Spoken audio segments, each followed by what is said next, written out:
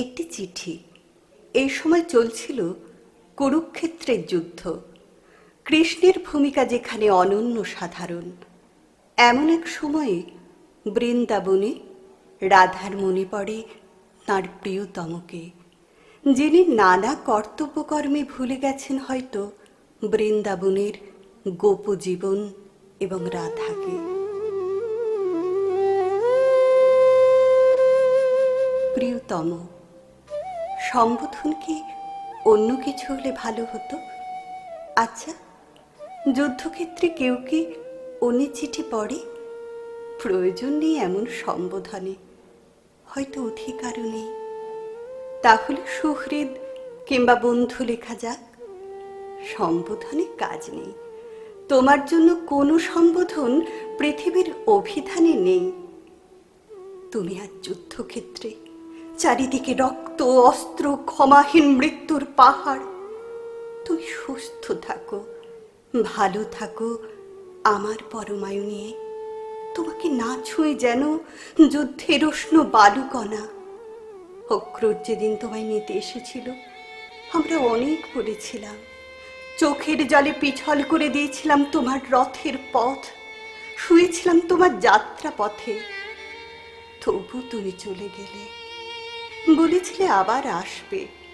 কবে কবে কবে পুরুষোত্তম, কবে আবার আসবে রাজা দক্ষিণীর কুটিরে? এবার এলে দেখবে তোমার সে প্রিয় ধবলের দুটো দুষ্ট বাছুর, যমুনা সে কদম গাছটির একটি শিশু চারা। সেই তমাল বনে বাসা বেঁধেছে রং বেরঙের প্রজাপতি। আমার প্রতিদিন গাঁথা গুঞ্জমালা শুকিয়ে যাচ্ছে রোদ্দুরে। তুমি কি আর কোনো দিন পড়বে না? তোমার সামনে এখন দ্রোণাচার্যের রথ, পিছনে তোমারই সংসপ্তক সেনা। শল্য মুষলে কাগ্নে অগ্নিবাণে আকাশ আচ্ছন্ন, চারিদিকে বাণ বৃষ্টি, সুদর্শন চক্রবহ বাজছে তোমার পাঞ্চজন্য মেঘের মতো। এমন দিনে তোমার কি একবারও মনে পড়ে সেই তমাল বনে বৃষ্টি, সেই মেঘের ডাক?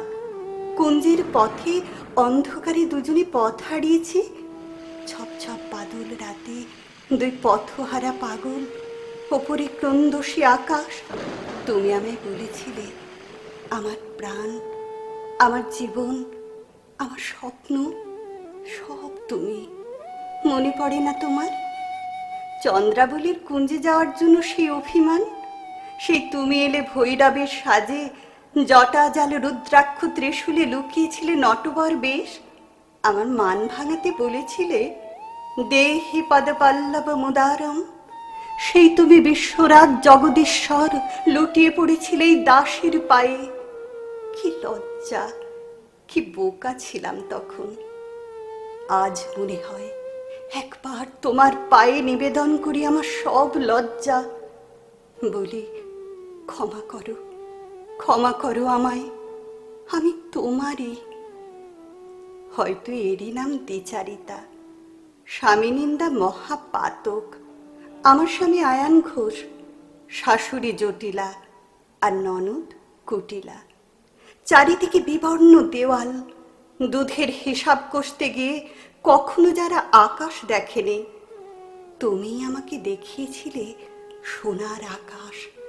পদ্ম পাতায় ফুলে আছে মুক্ত ফল।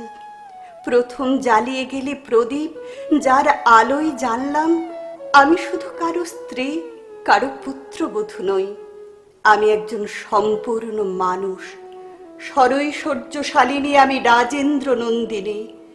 অবলা সরলা কুলবালা থেকে আমার নারী হওয়া, মানুষ হওয়া শুরু। আর তুমি আমার দর্পণ, যাতে নিজেকে দেখছি। দাসী নই আমি, আমি ব্রজ রাজেশ্বরী। আমি রুক্মিণীর বেশবাস জানি না, সত্যভামার বীরত্ব জানি না, জাম্বুবতীর প্রেম জানি না। আমি রাধা, আমি সম্পূর্ণা, আমি অলোক সামান্যা। বিশ্বরাজের প্রেমে আমি সর্বোত্তম। তবু বলি, যুদ্ধের শেষে দিনান্তে যদি পারো একবার এসো আমার ঘরে, নিন্দিত আমায় নন্দিত করো, পূর্ণ করো, দীপান্বিত করো।